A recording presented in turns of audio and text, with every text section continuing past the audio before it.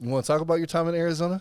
Yeah, let's go. What was going on? So November 2022. Okay. What was David doing? What was David like? And what's been the growth since then? Wow. David in 2022 was focused. Hold up. And this man was already successful. Yeah. You look at him, you're like, he's crushing it. He bought his mom a house. You bought your dad a car. Mm-hmm. You've done all these things financially in business. Yeah.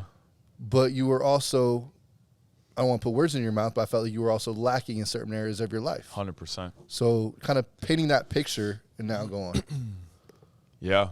I mean, I was lacking God, and I was lacking vision.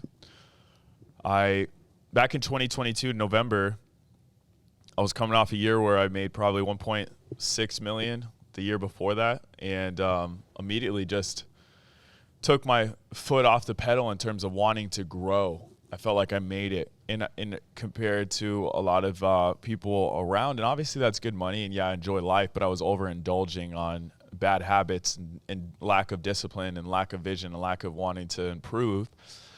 And it led me, I got out of an engagement, which was a big reason to kind of get into more of a party scene. And I was filling voids of the things of the world, like alcohol, drugs, hanging out with, people that are really just in this place of probably trying to do the same thing, fill voids and just enjoy and kind of forget about the reality.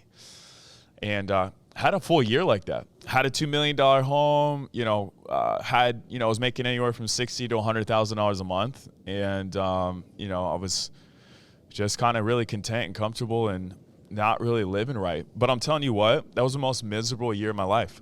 It was so dark and empty. And although I had everything and everybody around me, and I felt like, yeah, okay, at times like I was a man, but it was like had no real connections. It's a lot of people when you're there, you're just getting used, and it's not even. It's just like a natural thing, and then I realized I was missing my relationship with my Heavenly Father. I was missing the disciplines and the lifestyle that actually got me to where I was successful, and I noticed that it was a progression in those habits that even made me happy. My time with God in the morning, my taking care of my health, not staying up late, not doing drugs, not drinking, all that stuff really brought me into like where I was originally. That's why God blessed me. But also that was like my purest state where I was like truly, truly happy and content with not what I was getting or who I was around, but really I was more content and happy with who I was. And I got away from that. And thank God I'm back better than ever now. You're back, baby.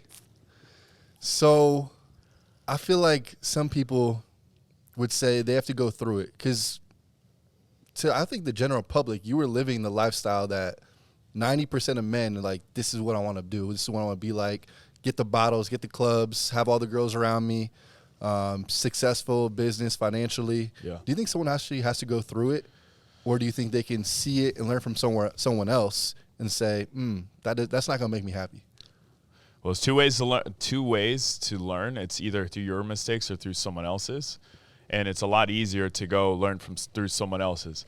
I could tell you from a full experience, when you're out of focus and you're overindulging. Now, we're not saying, hey, go out and like not ever have a drink or never have go celebrate. We're not saying that, but overindulging where your health and your habits start to slip and you notice yourself having to party and to get validation from, the world and you start to like get in this place where this is your new normal.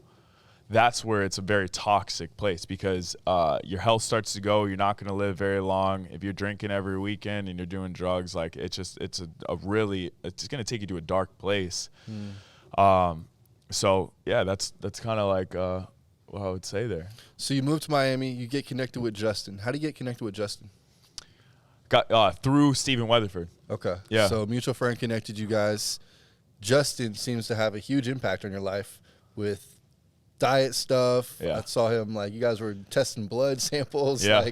Walk me through the impact he's had and what you guys have, set up for the game plan. And why you look so good, man. Thank you. Yeah, shout out to Justin.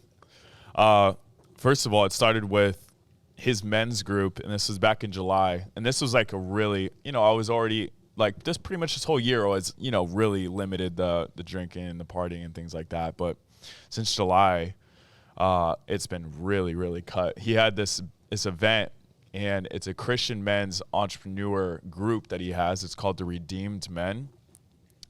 And I got recentered around the things that really matter. And I was around men that were taking care of their families and stewarding their wealth, not trying to flash things, not buying liabilities, not blowing money on tables.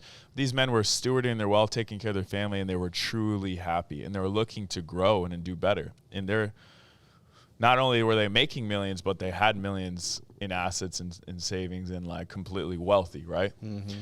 But it was more so the quality of life and the happiness and the pure joy that I was like, wow, I was in shock. And God was the center of it. And I realized that in that event, my identity was of, okay, having to prove myself to everybody because I didn't come from anything. I realized in that event that I didn't need these external things to feel good. And actually they don't. And like being around certain people it doesn't make me feel very good. That I just want to be around genuine people that are working on themselves and really trying to steward their body, their health, and their wealth right. So that event was a catalyst to my growth, and I do credit him, and it was really God that used the people to influence my life, and I saw that it was possible. So that's when I went to started getting to work on myself, not going out, not drinking completely. You know, I haven't drank in like 90 days. And before that, it was like one night where I had some drinks in Mykonos in Greece. How you feel? Feel incredible. Best I've ever felt. And it is who you hang out with, bro. It's whoever you hang out with is your biggest influence. Whether you like it or not, your future will be where the advice that they're taking and giving you.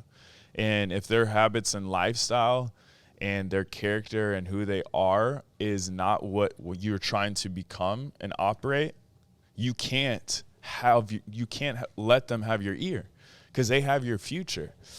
So I'm so thankful that I got to meet people that are, you know, and this doesn't make them better than anybody, but they're on the right path. They're doing the things that I want to do. And for myself, I had to make those necessary changes in my environment. I don't hang out with people that I feel are going to take me down, or if I feel really weird in a circumstance, like in a situation where I know I shouldn't be there, I just go rather than ignoring those things, right? And I think being sober-minded has a lot to do with that because my awareness, my spirit's strong enough to be able to discern right from wrong.